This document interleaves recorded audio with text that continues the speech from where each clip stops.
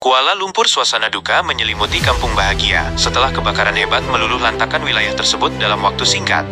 Sebanyak 1.000 unit rumah dilaporkan rata dengan tanah, memaksa sekitar 8.000 jiwa kehilangan tempat berteduh, dan kini harus bertahan di posko pengungsian. Kronologi, api menyapu dalam sekejap. Saksi mata melaporkan bahwa si jago merah muncul dengan sangat agresif. Didukung oleh hembusan angin dan material bangunan yang mudah terbakar, api menyebar dari satu rumah ke rumah lainnya sebelum warga sempat melakukan tindakan pencegahan. Kami tidak sempat membawa apa-apa, yang ada di pikiran hanya bagaimana membawa anak-anak keluar dari kepulan asap, ujar salah seorang warga yang selamat. Sebagian besar warga hanya mampu menyelamatkan pakaian yang melekat di badan.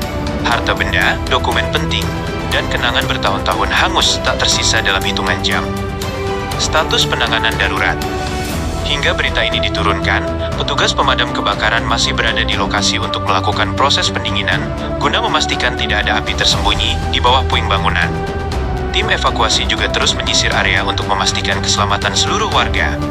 Prioritas penanganan saat ini meliputi penyediaan tenda darurat dan tempat tidur sementara, distribusi makanan siap saji dan air bersih, layanan kesehatan bagi warga yang mengalami syok maupun gangguan pernapasan akibat asap. Penyelidikan penyebab kebakaran.